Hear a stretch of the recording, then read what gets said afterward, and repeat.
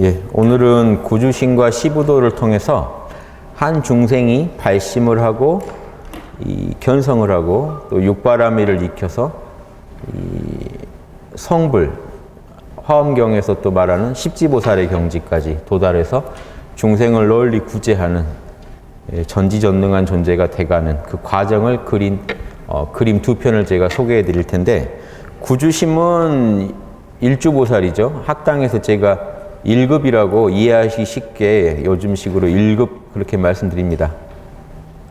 태권도로 치면 뭐죠? 빨간 띠인가요? 그래서 1급. 일단은 검은 띠죠. 또 미세하게 실력 차이가 있거든요. 그래서 일지보살이 돼서 십지보살에 또 궁극의 경지까지 도달해가는, 저는 화엄경 위주로 설명을 드립니다. 화엄경에서는 십지보살이 끝이기 때문에, 십지보살, 칠지보살 이상이면 이미 부처입니다. 불성이 온전히 구현돼서 나오거든요. 미세한 닦음은 계속 이어지지만 이미 불성의 그 본질이 다 드러나기 때문에 육바라밀에 있어서 어떤 방해받는 게 없습니다. 다만 왜 우리가 상상하는 완벽한 전지전능함과는 차이가 있느냐? 중생성이 있기 때문에 한 개체의 어떤 입장을 가지고 있기 때문에 이 우주적인 시각을 갖출 수는 없죠. 한 개체 입장으로서의 어떤 시각에 어떤 제약이 있기 때문에 미세한 어떤 닦음은 계속 필요하지만 칠지보살 이상부터는 이미 번뇌에 빠지질 않습니다. 그래서 화엄경 보시면 아집을 이미 다 내려놨고 번뇌에 빠지지 않는다. 다만 우주적인 그 지혜, 완벽한 전지에는 미세하게 차이가 있죠. 에고성, 개체성이 아직 있기 때문에. 그래서 십지보살 정도를 궁극으로 봅니다.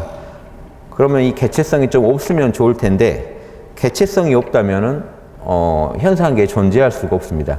개체성이라는 건, 에고라는 거는 요즘 컴퓨터 다들 하시지만 아이디예요. 아이디가 없으면 들어갈 수가 없죠. 아이디라는 한 개체성을 가져버린 이상, 관리자가 아이디를 갖고 안에 들어가 버린 이상 이미 그 안에서 한 개체의 입장을 가지게 돼요. 그래서 보리살타라고 해서 보리 깨달음이 살타란 중생성을 가지게 되면 이미 한 개체성의 어떤 제약을 입는 겁니다. 그래야만 중생을 또 도와줄 수가 있어요. 그래서 십지보살에서 설명을 끝냅니다. 화엄경이. 왜냐? 중생을 구제하려면은 당연히 개체성이 있어야 되기 때문에. 그리고 대승불교 모든 이론에서 하는 말이 부처도 색구경천에 살면서 중생을 구제하고 있다라고 합니다. 이 사상의 또 다른 모습이 아미타불이 정토에 있다. 그 정토는 이미 이 현상계 아닙니다. 아무리 정토가 현상계 밖이라고, 본질은 현상계 밖에 있다고 하지만 이미 어떤 색을 가지고 있고 거기에 중생이 살고 있고, 거기 가면요 새들도 날면서 법문을 한다고 그래요. 그러면 이거는 색구경천이거든요. 3계 안에서 분명히. 그래서 이런 부분을 받아들여서 원효 스님의 글을 보셔도 십지보살이 색구경천에 머문다. 이게 아주 기본이고, 또 이 십지보살을 사실상은 열애거든요. 불성을 궁극으로 구현한 개체이기 때문에, 이미 열애이기 때문에 능가경 같은 데서는 부처가 색구경천 연화궁에 머물면서 중생을 구제한다 이렇게 설명을 합니다. 그래서 조금씩 차이는 있지만 궁극적으로 우리가 사는 세계 안에 존재하면서 우리를 도와주는 부처를 상정한다면 엄밀한 이론으로는 부처이면서 동시에 한편으로는 개체성을 가지고 있기 때문에 십지보살이라고 보시면 좋겠습니다. 제가 이런 입장을 전제하고, 그러면 우리가 온 우주를 구제하는 그런 위대한 보살의 경지에 도달하려면 우리는 어떤 길을 걸어야 되느냐, 이런 입장에서 이 그림들을 또 이해하시고 감상하시면 좋겠습니다. 그래서 공부에 또 지침으로 삼으시고요. 벽에 딱 붙여두시고요. 아침마다 보시면서 나는 어느 만큼 성장했는지 꼭 체크해 보시기 바랍니다. 시부도는 제 책 수신결 강의 뒤에 부록으로 있는 그 그림들과 그 설명들을 그대로 쓸 겁니다. 그리고 구주심은 원효 스님의 그 대승기신론 소에서부터 아주 중요한 불교의 선정의 9단계로 중요한 단계로 설명이 됩니다. 이게 원래 이제 유식학파에서 정리가 잘 된 걸로 알고 있어요. 그래서 그런 정리된 내용들인데, 그래서 원효 스님도 강조했던 건데, 지금 제가 설명해드린 이 그림은 달라이라마의 선생님이 되시는 티장 림포체라고 알고 있어요. 그분이 그리신 구주심을 좀 더 이해하기 쉽게 코끼리를 등장시켜가지고 소년이 코끼리를 통제하는 과정을 통해서 우리 마음을 조복시키는 그 선정에 들게 하는 과정으로 그림을 그려 놓으셨습니다. 이 그림이 좋아서 제가 이 그림을 설명하면서 구주심을 쉽게 이해하게 도와드리고, 구주심의 이 끝에 있는 저 흰 코끼리의 불검입니다. 막대기 하나 들고 있죠. 이 불검. 제다이들 스타워즈 영화 보면 드는 광선검 같은 거라고 생각하세요. 이 빛이 나는 검이 상징하는 거는 불교에서 반야검이죠. 번뇌를 단칼에 잘라버리는 반야를 칼에 많이 비유합니다. 그래서 반야검이라고 이해하시면 돼요. 지혜. 지혜는요, 옳고 그름을 일도양단해버립니다. 그리고 번뇌를 바로 잘라버려요. 번뇌를 보면 지혜가 잘라냅니다. 제가 항상 드리는 말씀이죠. 선정, 명상은 진통제고, 결국 번뇌의 뿌리를 잘라내는 건 지혜입니다. 이해되시죠? 그래서 그 빛의 검을 들고 있고, 코끼리가 하얗죠. 하얗다는 건 선정 상태라는 겁니다. 잡념이 하나도 없고 순수한 참나 그대로의 상태라는 겁니다. 그래서 하얀 코끼리는 선정을 상징하고 명상을 상징하고, 이 불검은 치료제이죠. 하얀 코끼리가 진통제를 맞은 상태라면 불검을 들고 치료를 해내는 겁니다. 번뇌를 잘라버리는. 이게 정해쌍수의 경지예요. 그래서 여러분이 불교 이론에서요, 정해쌍수 그러면 외워두세요. 이제는 하나 외워두세요. 일주보살이에요. 정해쌍수는 무조건 일주보살이에요. 정해쌍수를 얻었다. 선정과 지혜. 내 마음은 늘 하얀 코끼리처럼 광명하고, 지혜를 통해서 옳고 그름을 판단할 수 있는 힘을 얻었다. 그러면은 일주보살입니다. 이게 경전적 근거가 뭐냐? 모든 유식학의 경전들이 그렇게 얘기하고 있고, 여러분이 잘 아시는 대승기신론에도 똑같이 지관쌍온 그럽니다. 정해가 지관이잖아요. 사마타, 관, 이빠사나가 쌍으로 돌아가는 경지, 그러면 일주보살 그럽니다. 그래서 대승기신론 보시면 일주보살이 그러면 저 흰 코끼리와 불검을 얻은 경지에 도달한 사람이 그 다음에 뭘 닦느냐? 대승기신론에 잘 나옵니다. 그 다음에는 육바라밀을 닦아서 내 본성에 육바라밀이 본래 갖춰져 있고, 그 작용을 통해서 육바라밀을 드러낼 수 있음을 닦음을 통해서 이해한다. 체험적으로 이해한다. 그러면 일지보살에 도달한다. 이렇게 설명이 되어 있습니다. 그래서 대승기신론 강의, 제가 한 유튜브에 강의 있을 거예요. 거기에 원문을 가지고 제가 다 설명해 드리는 게 있어요. 그걸 꼭 참고하시고요. 일단은 일주보살까지 가는 걸 목표로 지금 여러분 출발점은 여기입니다. 이제 막 집 떠나서 가는 과정인데 어떻게 펼쳐지는지 한번 하나씩 설명을 해 드리겠습니다. 몰입의 9단계입니다. 그래서요, 제가 5분 몰입 책 냈었죠. 이번에 이제 개정판 낼 건데, 몰입 책. 이번에는 이제 5분 떼고 몰입 이렇게 나가려고 하는데, 거기에 나오는 몰입 4단계가 이 구주심을 제가 그대로 활용한 겁니다. 전체 틀은요, 몰입의 틀은 몰입을 해서 궁리를 해서 실천하자. 불교로 치면 몰입은 선정이고 궁리는 해, 실천은 계, 정해 계의 구조고요. 조선 선비들한테서 발견되는 이 진리에 도달하는 방법론으로서는 거경, 깨어있음, 궁리, 선악 판단, 역행, 선은 하고 악은 안 하는 실천. 이 선비의 구조와 불교의 구조를 좀 통합한 겁니다. 특히 선정의 방법론은 지금 몰입 4단계는 구주심에서 근거를 많이 가져왔고, 또 하나 유교에도 똑같다는 걸 제가 찾았어요. 그래서 이 근거가 꼭 구주심만은 아닙니다. 몰입의 4단계에 이르는 근거로 뭐가 있냐면, 제 대학 인간의 길 열달 보시면 거기 나오고, 몰입책에도 설명이 되어 있지만 대학에 이런 말이 나와요. 옛날 선비들도 똑같이 했다는 게 나와요. 지지, 먼저 마음을 그칠 줄 알아야 되고, 지지. 그칠 줄 안 다음에, 그런 다음에 지지 이후 유청, 고요함이, 안정됨이 일어나고, 이 안정됨이 먼저 일어나고요. 그 다음에는 고요함, 마음이 편안해지고 고요해지다가 마지막에는 네 번째는 안락해진다. 지정정 안을 이루고 난 뒤에 연구를 하면 즉 답을 얻게 된다. 사마타와 이빠사나에 이르는 단계를 똑같이 설명합니다. 불교랑. 제가 놀랬는데 딱 4단계로 설명해요. 그 과정이 지금 오늘 배우는 구주심의 과정인데 불교 내에서도 9단계죠. 하지만 동시에 4단계로 나눠서 설명해요. 역시 유식학의 이론들입니다. 그래서 제가 그 과정을 9단계가 어떻게 4단계로 연결되는지도 설명해 드리면 이게 유교와도 만나고 사실은 이 불교의 아주 진수기도 하고요. 그래서 저는 꼭 같이 묶어서 공부하시길 권합니다. 안 그러면 편협해지고 같이 공부하시면요 놀랄 만한 아이디어를 얻으실 수 있어요. 이 몰입 4단계만 이루면 대학에 그 몰입법이 왜 나온지 아십니까? 그 몰입만 할 수 있으면 연구에서 답을 얻어낼 수 있는데 그렇다면 경물, 치지, 수신제가 치국, 평천하에 유교에서 제일 중시하는 8조목을 다 완성할 수 있다. 이렇게 나갑니다. 그러니까 선비가 되는 제일 핵심 신법도 이거고 여러분이 성불 하셔서 또 보살이 되셔서 중생을 구제할 수 있는 신법도 핵심 법은 이겁니다. 그래서 이 그림 구주심 안에 핵심 법문이 있다는 걸 아시고 한 단계씩 이렇게 이 단계를 한 단계씩 올라가 보겠습니다. 자, 보세요. 이게 제 1단계인데 1단계의 이름을 내주심이라고 합니다. 내주. 원효 스님의 혹시 대승기신론 소를 보시면 똑같이 내주라고 돼 있어요. 그래서 티벳에서도 내주심 이렇게 부릅니다. 일단은 유식학에 있는 이름을 먼저 쓰고 저기 옆에 혹시 원효 스님이 쓴 이름이 살짝 다를 때가 있어요. 같이 참고해 보시라고 원효 스님이 붙인 이름도 불렀던 이름도 같이 소개해 드릴게요. 그래야 이게 티벳 것만이 아니라 불교 공통의 거고 우리 옛날 선조들도 아주 강조했던 거라는 걸 같이 이해하시지 않겠습니까? 자, 이게 물력, 지금 저 듣는 힘이라고 해놓는 거는요. 지금 이게 뭐냐면 여러분 그림 보시면 길이 이렇게 보시면 길이 몇 개죠?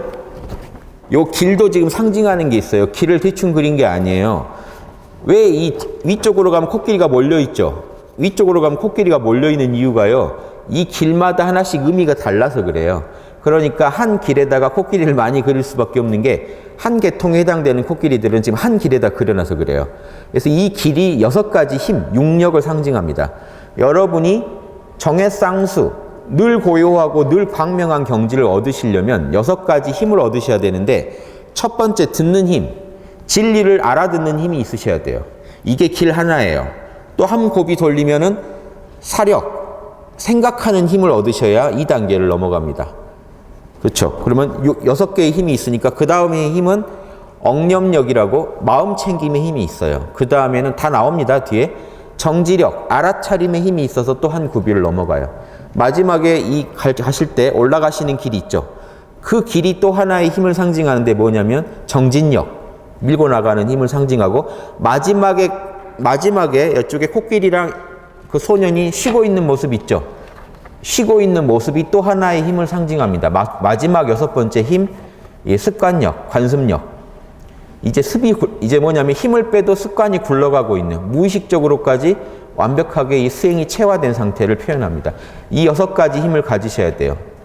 6가지 힘만 지금 간단하게 미리 말씀드리면 여러분 이 물력이라는 것은 듣고 이해하실 수 있어요. 진리를 듣고 알아먹을 수 있어야 돼요. 사력, 내가 스스로 머리를 생각해서 진리가 옳다는 것을 인정할 수 있어야 돼요. 그 다음 억념력, 이제 내가 진리를 듣고 알았으니까 태상에 몰입하는 힘을 가질 수가 있어야 돼요. 억념이라는 건 기억할 기억념입니다. 여러분 마음 챙김이라고 부르는 한자 이 정념 있죠? 불교에서 염한다는 건 기억한다는 겁니다. 한자가요, 위에 이재금자의 마음심자예요. 과거의 일도 지금 일처럼 다시 떠올리는 겁니다. 이게 기억이죠. 지금 이 순간, 여러분이 호흡을 알아차린다, 나는 화두를 알아차린다, 염불을 한다, 다 염이라고 하죠. 염이라고 하는 게 과거도 미래도 아닌 지금 부처를 다시 떠올려서 생각하는 걸 그럽니다. 그래서 마음 챙김이라는 거는 마음을 지금 이 순간에 내가 집중하고자 하는 대상에다가 다시 집중하는 거, 기억하는 거, 대상을 기억해 주는 거. 그래서 정념하면 바른 기억이라고도 번역하고 바른 마음 챙김이라고도 번역하는 겁니다. 그래서 정념의 힘이 있고요. 그 다음에는 정지. 요즘은 흔히 마음 챙김과 알아차림을 지금 같이 번역해서 쓰죠. 근데 원래 이제 원전에 보면 초기 불경에 정지와 정념을 나눠서 씁니다. 마음 챙김은 기억한다는 거고요. 정지는 그걸 지속적으로 알아차리고 있다는 거예요. 그래서 정지, 알아차림의 힘, 대상을 끝없이 알아차리고 있는 힘. 그러면서 산란에 빠지면 빨리 알아차리고 흐리멍텅, 혼침에 빠지면 또 빨리 알아차리고 이렇게 알아차리는 힘과 마음 챙김의 힘을 구분해서 설명하는 겁니다. 정념력, 정지력. 마지막에는 이제 몰입이 할만하죠. 그러면 더 밀고 나가는, 할만할 때 더 밀어붙이는 정진력. 마지막에는 이 모든 게 내 몸에 다 체화가 돼서 습관화되는 습관력. 요게 있으면 여러분은 정해상수를 얻으실 수가 있어요. 어떤 대상에 몰입하셔도 좋아요. 지금 이 소년이 몰입하려고 하는 마음이거든요. 저 소년은요, 몰입하려고 하는 마음이에요. 뭔가의 대상에. 그게 참나일 수도 있어요. 참나여도 좋고, 화두여도 좋고, 호흡이여도 좋고, 연불의 대상, 어떤 부처님의 이름, 나미아미타불이라든가, 기독교 다니신 분 같으면 아버지, 하느님이어도 좋아요. 뭐든지 한 가지 대상에 내 마음을 좀 몰입해야겠다 하는, 수행을 좀 하겠다 하는 주체입니다. 소년이. 그 마음이에요. 보세요. 사실은 이게 여러분 마음이에요. 여러분 마음을 지금 나눠 놓은 거예요. 그래서 이 소년의 마음은 사실은 지금 코끼리가 여러분 마음입니다. 그런데 소년을 따로 빼놓는 건 소년은 몰입하겠다는 마음이에요. 이 코끼리는 여러분 마음 전반이에요. 저 원숭이는요, 산란한 마음을 따로 또 빼놓은 거예요. 산란함. 원숭이 동물농장 이런 데서 다큐나 한 데서 혹시 보셨나요? 실제로도 보셨나요? 이 눈이 잠시도 가만히 있질 못해요. 왔다 갔다 하면서 뭐 이렇게 뭔가 사고칠 궁리를 계속합니다. 뭐 혹시 욕심나는 거 없나. 그래서 옛날 사람들이 원숭이를 지금 앞에다 빼놓은 이유는 산란함을 상징합니다. 마음이 산란해요. 대상에 집중을 못해요. 자, 이 그림을 딱 보시고 지금 이해하셔야 되는 게 저 소년이 도끼랑 밧줄을 들고 있다는 것도 아셔야 돼요. 도끼는 마음 챙김, 정념력을 상징합니다. 그러니까 뭐죠? 정지력, 알아차림. 혼침 산란을 딱 판단할 수 있는 힘이 있어야 되잖아요. 그래서 도끼로 상징하고, 밧줄은 묶어두는 거죠. 딱 내가 내 것으로 딱 묶어두는 힘은 뭐겠습니까? 기억, 정념력이에요. 계속해서 기억한다는 건요, 그걸 지금 내 마음의 휘하에 묶어두는 일이고요. 도끼로 계속해서 판단한다는 거는 대상을 지금 기억은 하고 있는데 혹시 산란에 빠지지 않나? 혹시 흐리멍텅해지지 않나? 계속 알아차리고 있는 겁니다. 이 소년이 지금 열심히 수행하고 있는 모습이라는 거 아시겠죠? 수행하려는 마음. 그런데 내 마음을 보시면요, 지금 거친 혼침에 빠져 있다는 게, 코끼리 자체는 마음인데 거친 혼침은 지금 뭘 말하냐면 색깔이 시커멓죠. 코끼리의 색이 어둡다는 거는요, 혼침을, 지금 어두운 색이 혼침을 상징합니다. 코끼리는 우리 마음을 상징하고요, 어두운 색은 혼침을 상징해요. 흐리멍텅함. 잠에 빠지듯이 무의식에 빠져서 흐리멍텅해지는 거. 그래서 지금 코끼리가 검은색인 이유는 마음이 어떻다는 얘기입니까? 흐리멍텅하다는 거. 원숭이가 앞에서, 제일 앞에서 날뛰고 있다는 거는 마음이 산란함에 끌려다니고 있다는 겁니다. 소년은 밧줄과 지금 도끼를 가지고 있지만 못 묶었죠. 도끼도 지금 제대로 못 쓰고 밧줄도 제대로 못 쓰고 있다. 자, 어떤 상태예요? 몰입하려고 노력은 하는데 몰입은 한 20, 30% 되면 한 70%, 80%는 잡념에 빠져 있거나 멍 때리고 있거나, 진짜 멍 때리는 거 있죠. 눈이 풀려서 멍하고 있거나 아니면 잡념에 빠져 있다는 거. 이 상태가 이제 공부의 시작이죠. 여러분 공부의 시작점입니다. 이먹고 한번 하고 집에 두고 온 그 가스레인지가 켰는지 껐는지 한번 떠올려보고, 돈 누구 주기로 한 거 줬는지 안 줬는지 다시 왔다 갔다 하다 다시 돌아옵니다. 그럼 이게 지금 그 상태죠. 밧줄과 도끼는 들고 있지만 통제력이 없어요. 그래도 아주 안 되는 단계는 아니에요. 지금 하고 있는 단계예요. 그래서 몰입 1단계에 들어갑니다. 5분 몰입 책에서 말하는 몰입 1단계, 즉 대상에 몰입하고자 하나 집중이 짧은 단계. 짧게 집중했다 금방 딴 생각에 빠지는 단계. 금방 흐리멍텅해지는 단계. 이해되시죠? 이 그림이 다 이해되셔야 돼요. 예. 앞에 있는 얘는 원숭이입니다. 사람이 아니고 꼬리가 달려있죠. 그래서 자, 그래서 이거를 진리를 듣는 힘에다 둔 거는요, 사실은 진리를 듣는 힘만은 아니에요. 이미 수행을 하고 있잖아요. 뭔 얘기냐면요, 불교에서 지혜를 얻는 방법이 3가지가 있는데 문, 사, 수죠. 지금 그걸 다 쓰고 있지 않습니까? 원래 문은요, 진리를 듣기만 하는 겁니다. 듣고 좋은 말이다 하는 단계. 내가 스스로 생각해봐서 그 말이 맞는지 점검해서 자명한 것 같다라고 생각으로 먼저 인정하는 단계. 아직 체험은 없어요. 실제 수행을 해가지고 내 것으로 체득해서 체험적으로 이해를 하고 인가를 하는 단계. 이게 필요한데 지금 이미 수행은 시작했죠. 사실은 수예요, 이미. 근데 굳이 문사를 앞에다가 써놓으신 거는 수행의 단계는 반드시 문사가 먼저 와야 된다는 그 생각 때문이신 것 같고, 일단 지금은 수행이 제대로 되지는 않고 진리를 들어서 이렇게 해야 된다는 걸 알고 있는 게 더 앞서는 것 같다는 측면에서 문해 놓은 겁니다. 사실 수행은 이미 시작됐어요. 진리를 듣고만 있는 단계는 아니기 때문에. 이해되시죠? 제 말씀? 사력, 여기도 사실은 진리를 생각하고만 있는 단계는 아니죠. 그런데 아직은 지금 개념적인 접근이 더 크다는 겁니다. 실질적인 몰입의 체험이 약하다 하고는 있는데 몰입력은 약하고 지금 그래도 이걸 해야 된다는 생각이 더 앞선다라는 정도로만 이해하시면 되겠습니다. 자, 코끼리 놓쳤는데 얼굴은 신난 얼굴인데요. 뭐가 좀 잘못 그려진 거. 아무튼 어차피 잡을 거니까 코끼리를 지금 밧줄과 도끼로 잡으려고 마음은 내는데 아까보단 나아졌는데 지금 뭘 보면 나아졌다는 거 알 수 있죠? 머리가 좀 정수리가 좀 벗겨졌죠. 즉 몰입이 좀 더 수월해지고 있다는 겁니다. 집중하는 시간이 조금씩 더 길어지고 있어요. 그러나 여전히 코끼리는 시커멓고요. 혼침에 잘 빠지고 원숭이가 제일 앞에서 지금 코끼리를 밧줄로 묶어서 인도하고 있어요. 산란함이 너무 지금 심하다는 얘기입니다. 산란함이 심하고. 이해되시죠? 그러니까 이걸 보면 미리 아실 수 있어요. 저 원숭이가 맨 뒤로 빠졌으면 빠지는 단계가 되면 몰입하는데 아주 수월하겠죠.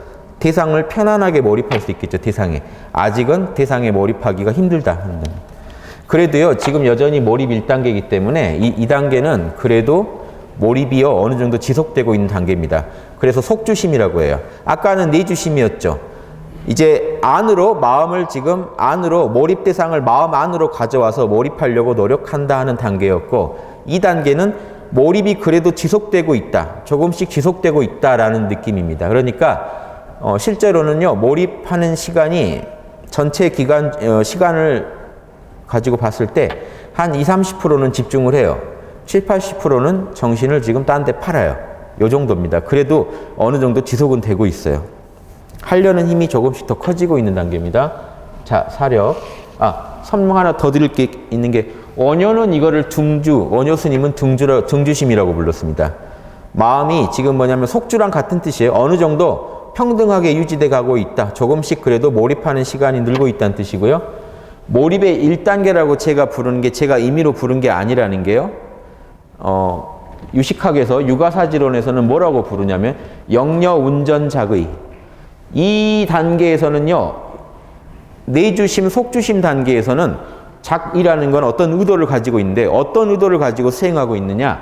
영려, 힘쓸 여자, 힘력자죠. 힘을 써서 운전하고 있다.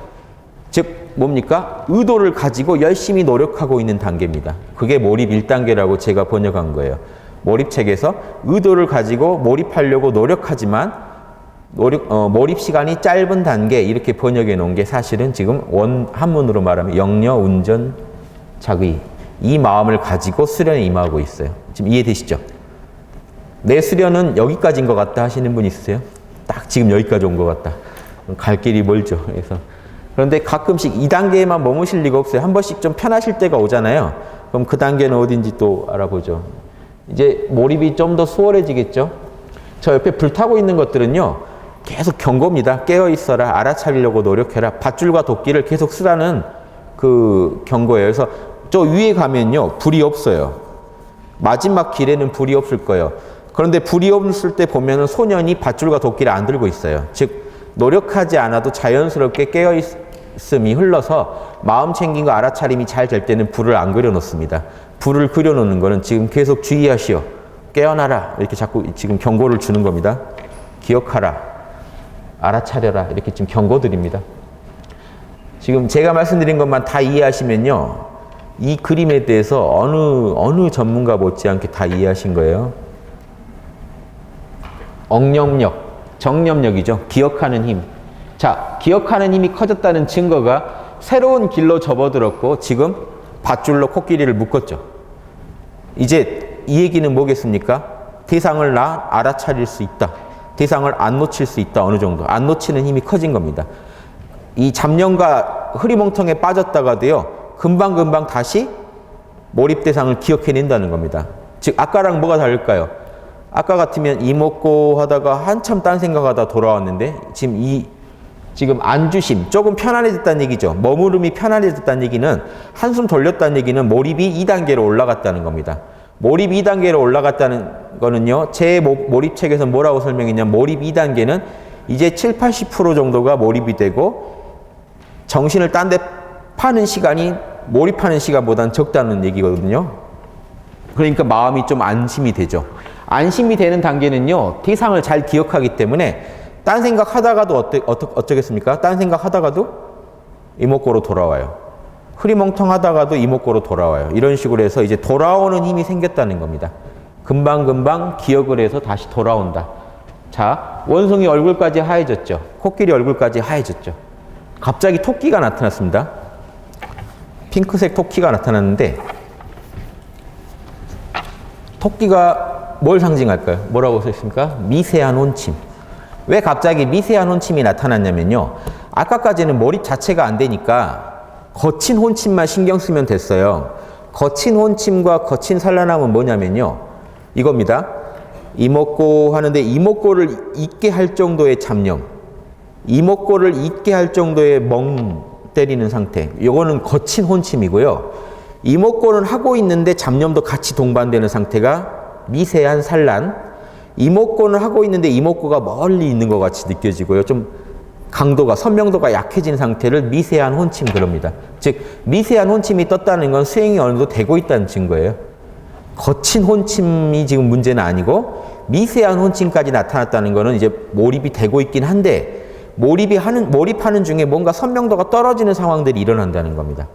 이해되시죠? 그래서 토끼가 나타난 겁니다. 그래서 지금 이 전체적으로 마음 챙김 힘이 많이 커졌는데, 그래도 지금 몸 밝아진 쪽보다는 어두운 쪽이 많다는 거는 그래도 산란의 힘과 혼침의 힘에 시달리고 있다는 얘기고요. 여기에 이제 미세한 혼침까지도 신경 써야 된다 하는 그런 상태라는 겁니다.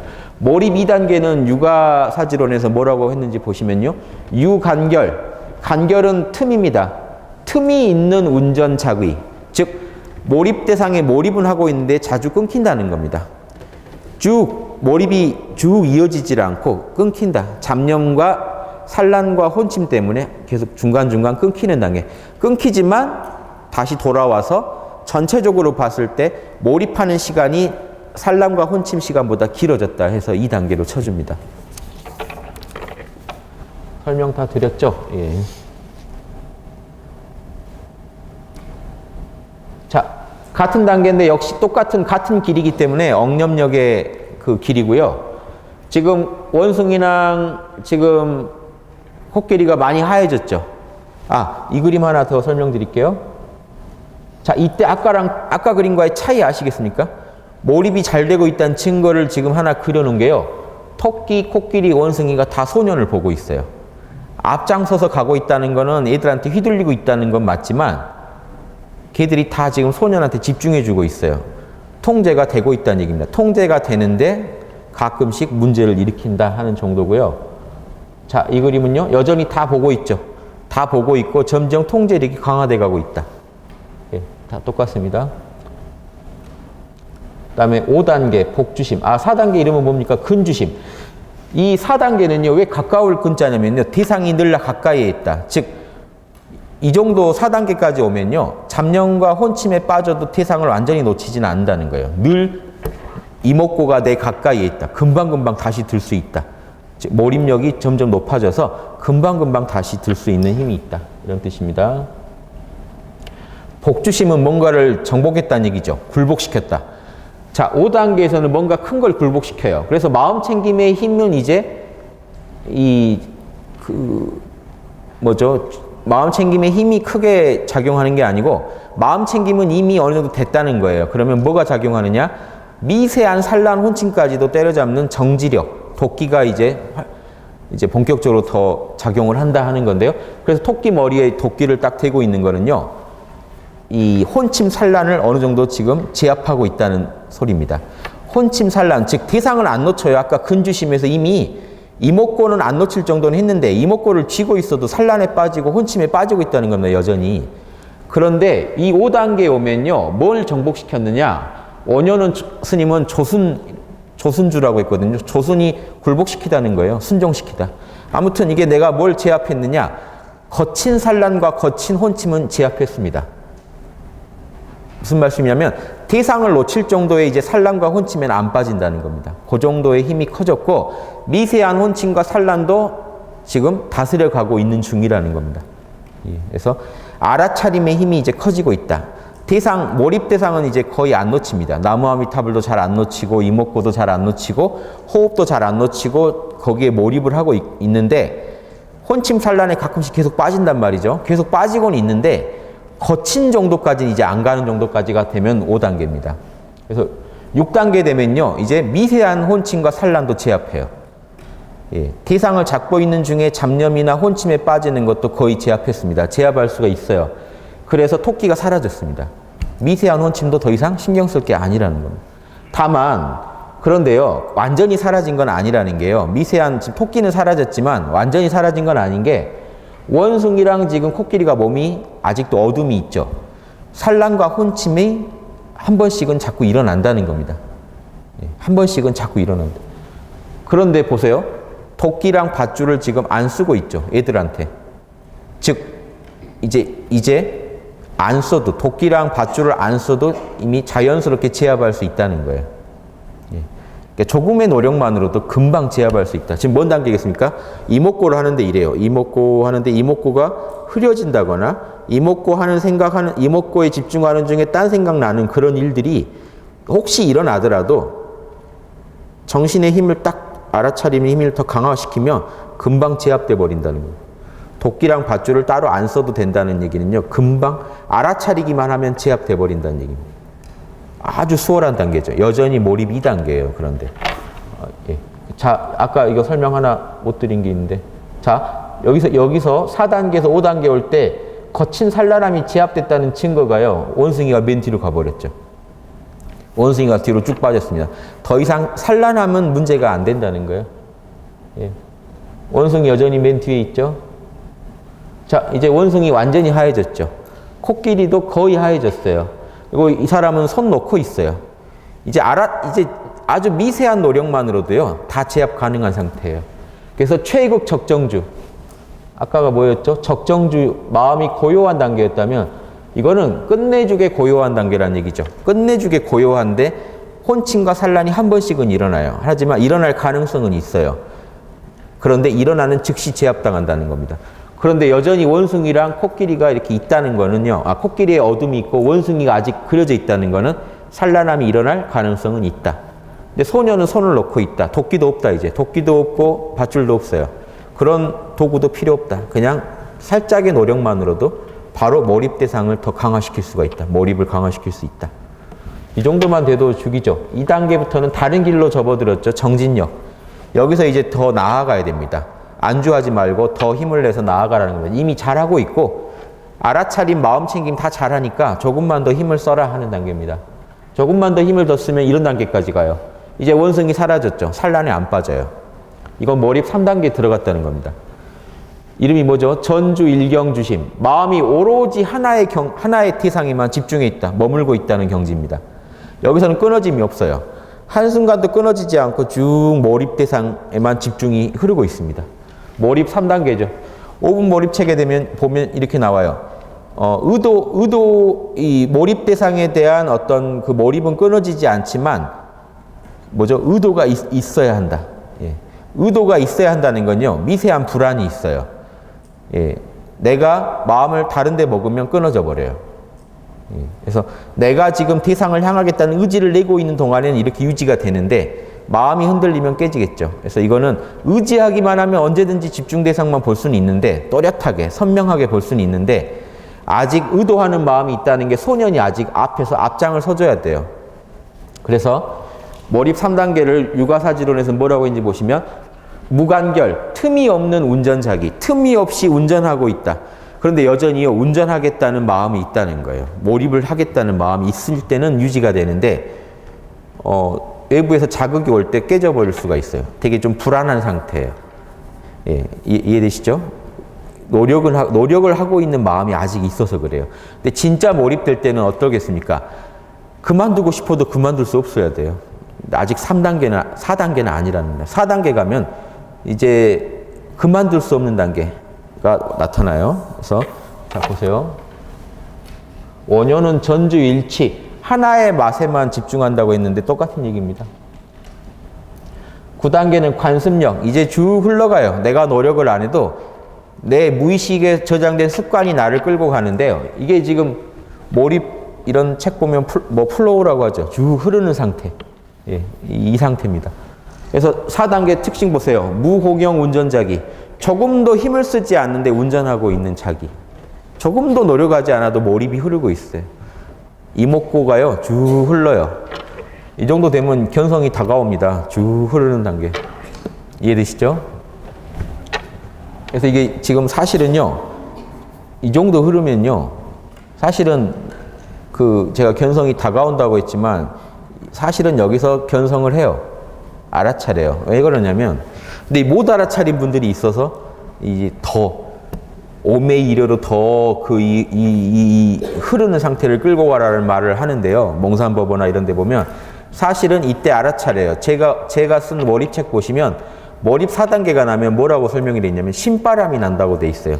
신바람이 안 났는데 어떻게 흘러요? 쭉 흐르는데, 아무 노력을 안 해도 쭉 흐르면서 신바람이 납니다.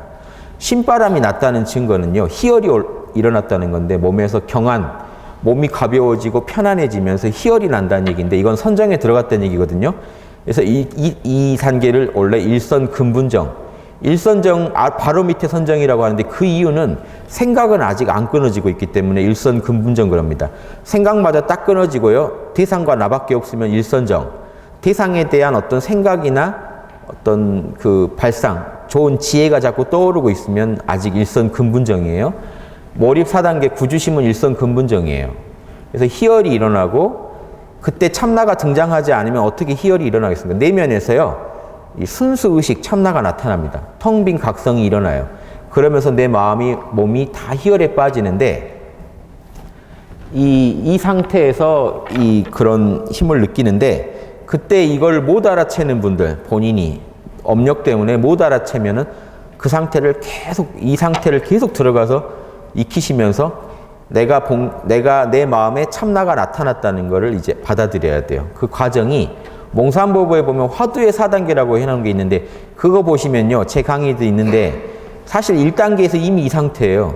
그런데 4단계까지 얘기하는 이유는요, 못 알아채기 때문에, 그게 참나라는 걸 이해를 못 하니까 이빠사나 부족이에요. 그게 참나라는 걸 개념적으로 이해를 못 하니까 계속 가는 겁니다. 근데 사실은 체험은 이미 했어요. 참나가 등장해요. 일선 근분정까지 가시면 참나가 등장합니다. 그래서 초기 불교 보셔도요, 초기 불경에서 일선 근분정까지만 가면, 일선전까지 갈 필요도 없다. 일선 근분정까지만 가면 열반에 들 수 있다라고 다 얘기합니다. 그래서 지금도 남방불교에서 많은 파들은 일선 근분정까지만 가요. 일선 정도 추구하지 않아요. 왜냐하면 열반을 체험하기엔 충분하기 때문에. 열반이 지금 대승불교에서 말하는 지금 참나 아닙니까? 참나를 체험하기엔 충분해요. 어떤 한 대상이 내 마음에서 흐르면서 고요하고 평안하고 희열이 일어날 때 그 근원에 니르바나가 있거든요. 텅 빈 각성이 있거든요. 그래서 이걸 이제 지금 티벳에서는, 그런데 티벳에서는요, 원효 스님도 그렇게 봤고 저도 그렇게 보는데, 티벳에서는 좀 다르게 보더라고요. 티벳에서는요, 몰입 대상이 쭉 흐르더라도 아직 희열이 나지 않은 상태를 지금 여기다가 배정하고요. 나눴어요. 구주심 안의 경지를 좀 나눠서 설명해요. 티벳식은. 자, 그 다음에 뿅 가는 상태를 따로 구분해서 그립니다. 뿅 갔죠? 아까 이 상태만 보셔도 지금 대단한 게, 소녀는 전혀 코끼리를 끌겠다는 의도가 없고, 코끼리는 광명해요. 선정 상태예요. 코끼리가 화나다는 건요, 다른 말로 하면 참나가 완전히 등장한 겁니다. 내 마음에서. 참나가 등장했어요. 그래서 산란과 혼침에 빠지지 않고, 자 보세요.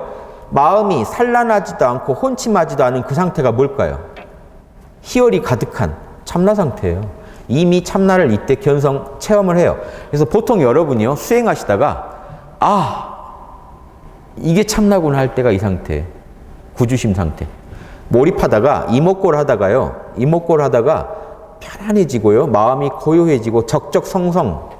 보세요. 마음이 적적성성하다는 말이 다른 말로 뭔 말입니까? 적적, 산란하지 않다, 고요하다. 성성, 혼침에 빠지지 않고 또랑또랑하다. 적적성성한 단계예요. 그러면 이때 사실을 예리한 사람은 이때 참나를 일별해요. 아, 이게 나의 본래 모습이구나.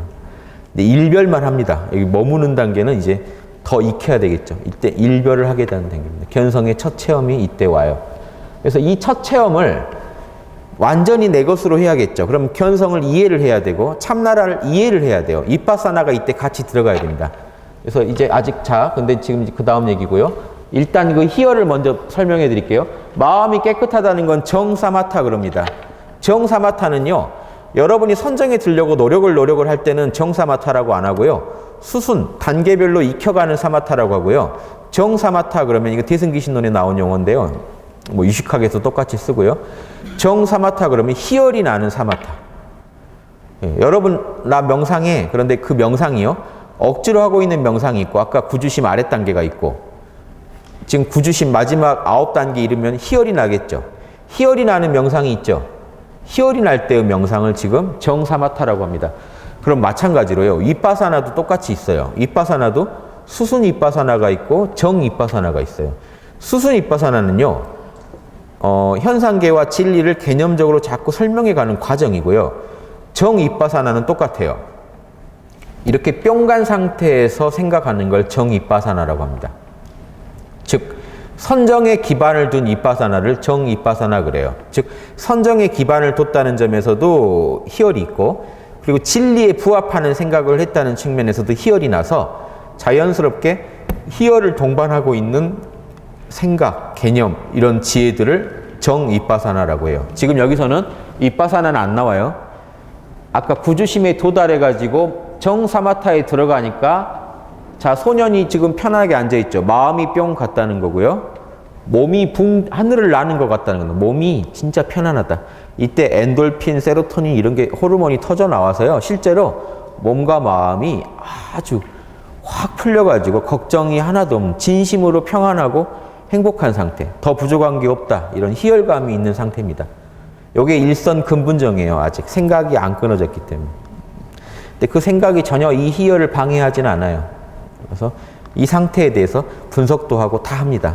그래서 이 상태에서 자꾸 윗바사나를 분석을 해봐요. 내가 겪은 거를 설명해보고 내가 겪은 과정을 회광반조 돌아보면서 다시 설명을 해보고 결국 참나는 뭐고 참나는 산란과 혼침이 없는 텅 빈 각성이고 자 아공을 먼저 설명해요. 아공 나는 생각, 감정, 오감이 아니고 텅 빈 각성이 나의 본질이구나 하는 아공 에고도 본래 나라고 하는 에고도 본래 텅 비었고 참나에서 나온 거구나 하는 걸 이해하신 다음에 법공 생각, 감정, 오감 이 모든 것이 사실은 또 참나에서 나온 거기 때문에 만법이 본래 공하고 일체가 유심 참나의 작용이구나 하면서 현상계를 다시 긍정합니다.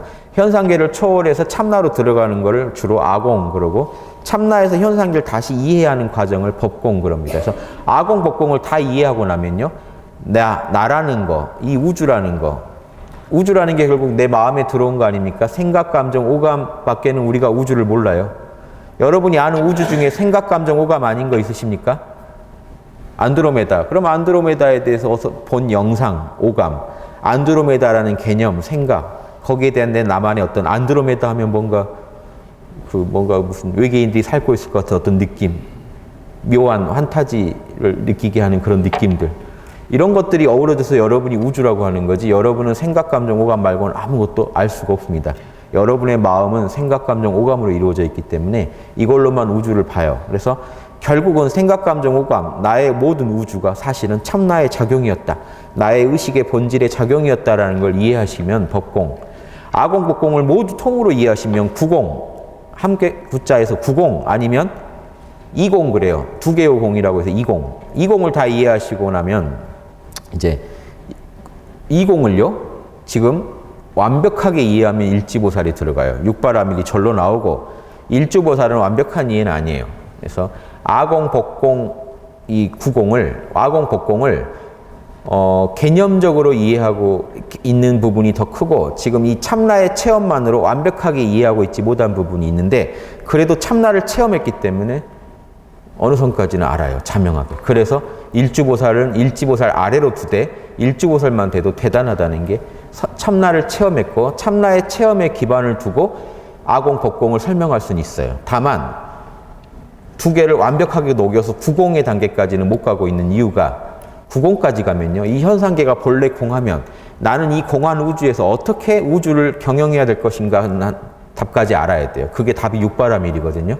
내 참나에 있는 공덕 중에 육바라밀의 공덕을 꺼내서 쓰면 온 우주를 본래 공으로 알면서도 중생을 도와주고 공으로 알면서도 계율을 지키고 공으로 알면서도 인욕하고 공으로 알면서도 정진하고 또 공이라는 걸 지혜로 알고 공을 또 공 상태에서 머무는 선정을 누리고 이 6가지를 다 쓰면 나는 이 우주에서 제일 올바르게 살겠구나까지 알면은 이거를요 체험적으로 육바라밀을 실컷 해본 뒤에 체험적으로 아시면은 일지보살이고 지금 일주보살은 육바라밀에 대해서는 아직 선명한 개념적으로 아는 게 많아요. 다 못 해본 게 있어요. 다만 선정과 지혜는 얻었어요.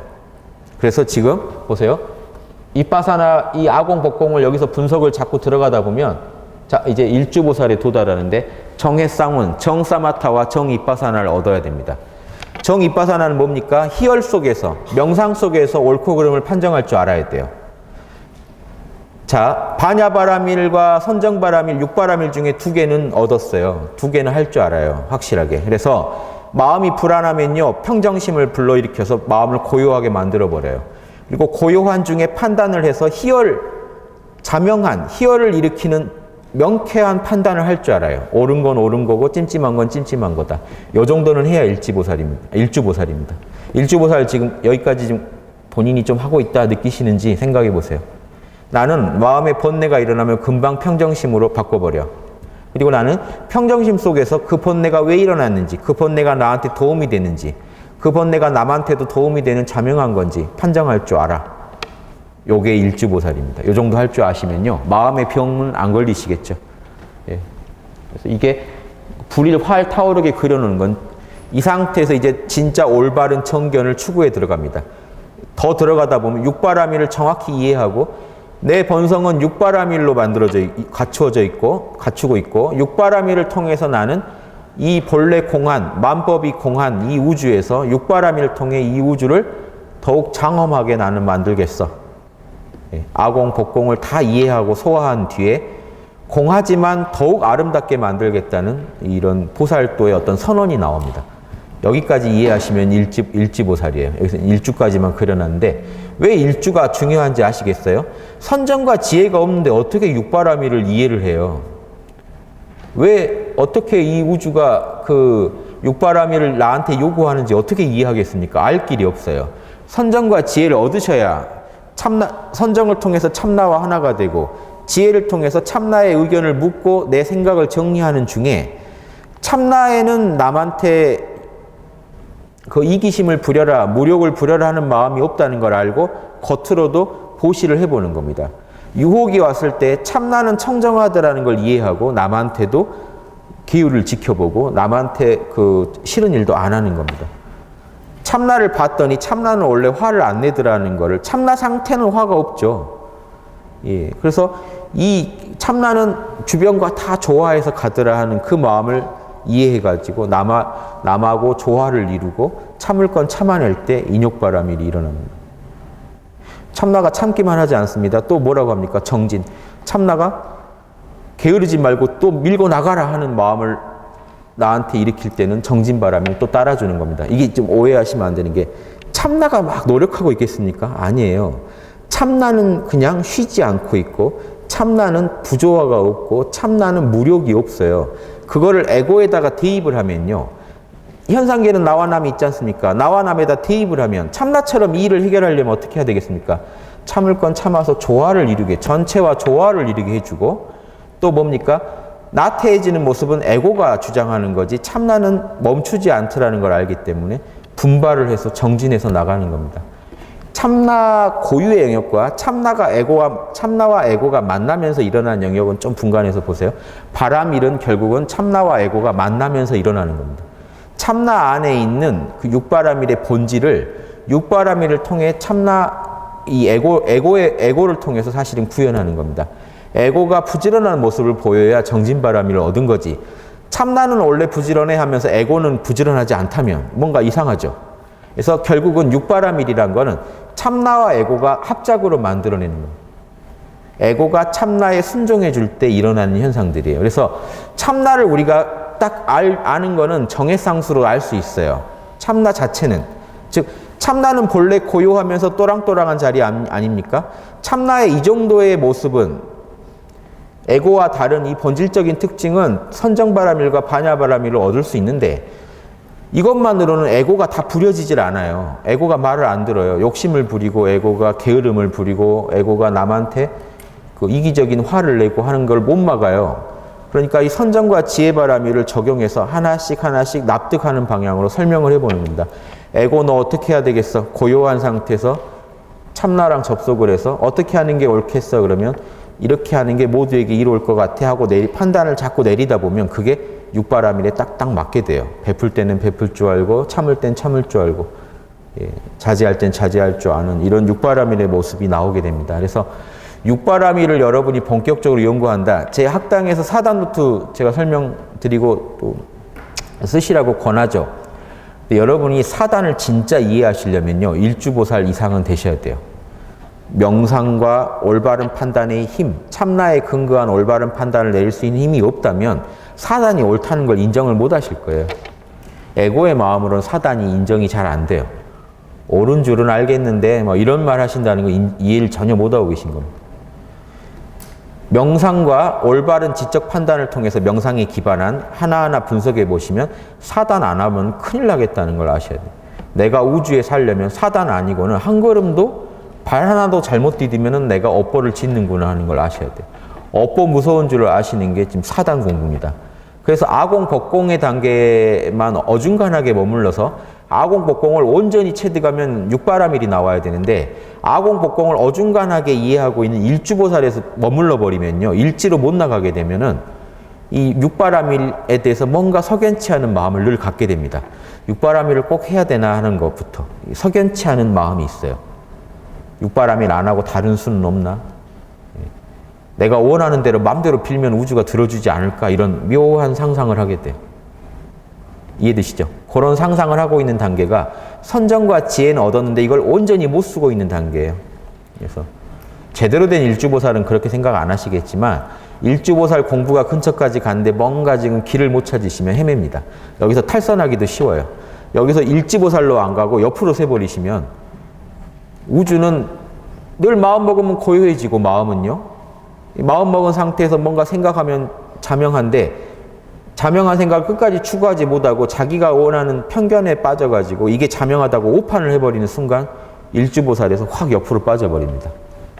그래서 또 교주 한 명이 나오죠. 그래서 보통 주장하는 게 저 선정과 지혜를 잘못 쓰면 너 마음 먹은 대로 다 돼 이런 말이 나와요. 마음 먹고 선정의 마음에서 마음 먹으면 꼭 될 것 같거든요. 자꾸 그런 생각으로 만들으라는 가르침이 나와요. 그런데 지금 인과를 올바로 못 보신 거죠. 그래서 이 정해상수를 얻은 다음이 진짜 중요합니다. 얻은 뒤에 본격적으로 육바라밀을 연구해 보는 거예요. 여러분이 지금 기존에 뉴턴이나 아인슈타인이 없다면 지금 과학자가 되셨다면 우주 법칙을 중력부터 다시 연구해야 맞겠지만 제가 육바라밀을 권하면서 드리는 말씀입니다. 이미 선배 이 정신계의 아인슈타인, 뉴턴 이런 위대한 분들이 육바라밀과 사단이 우주를 굴리는 법칙이다라고 이미 마음의 법칙이다라고 얘기를 한 판에 시간을 아끼시려면 뭘 하시면 되겠어요? 만유인력이 진짜 맞는지만 빨리 분석해 보면 되지 생으로 이제 이제 떨어지는 것부터 구경하고 다니실 일이 아니라는 거죠. 예. 만유인력을 나는 모르겠다 하고 다시 들어가실 일이 아니고 이미 기왕에 있는 법칙들을 연구하시면 여러분이 빨리 결론을 내리실 수가 있어요. 시간을 아끼는 법을 말씀드리는 겁니다. 육바라밀과 사단을 정해상수를 얻으신 뒤에 본격적으로 연구하세요. 육바라밀과 사단만 하면 진짜로 업보가 선하게 굴러가고 나쁜 업보가 막아지는지 이것만 실험하시면 최단기로 여러분은 일주에서 일지를 돌파하시는 겁니다. 제가 팁을 드리는 거예요. 제가 여러분한테 팁을 드리려는 마음이 없고 저만 일지 가고 여러분 일주에 머물게 하고 싶으면 제가 육바라밀 사단 다 신경 쓰지 말고 여러분 일상에서 하나하나 한번 다시 진짜 우주를 굴리는 법칙이 뭔지 연구해 보십시오. 이렇게 말씀드릴 수도 있죠.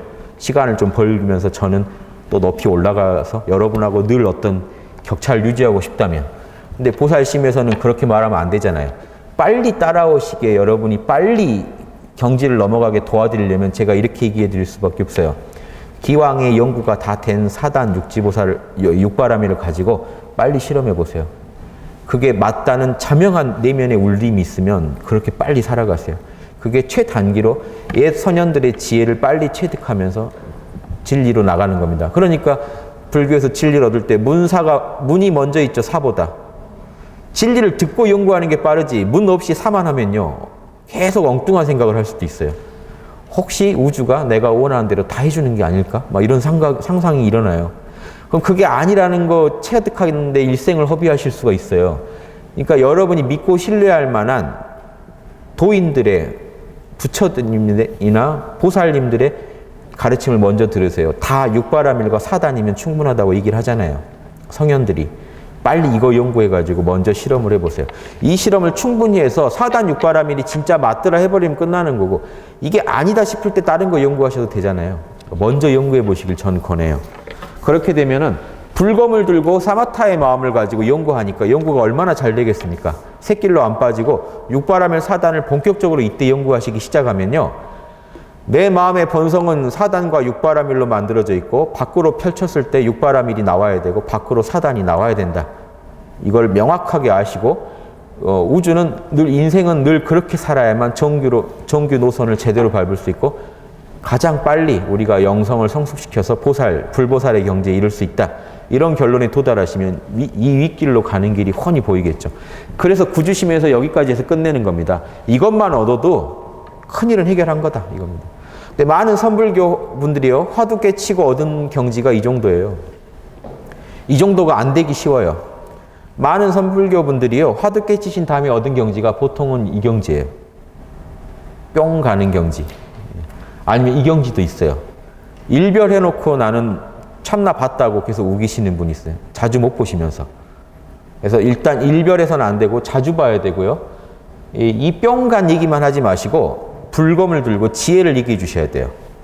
아공복공을 체험적으로 내가 참나를 체득하고 보니 참나가 생각, 감정, 오감을 넘어서 참나가 본질이고 참나에서 생각, 감정, 오감이 나왔기 때문에 우주가 내 마음 속이고 내가 아는 우주 말입니다. 내가 아는 우주는 내 참나에서 나왔다.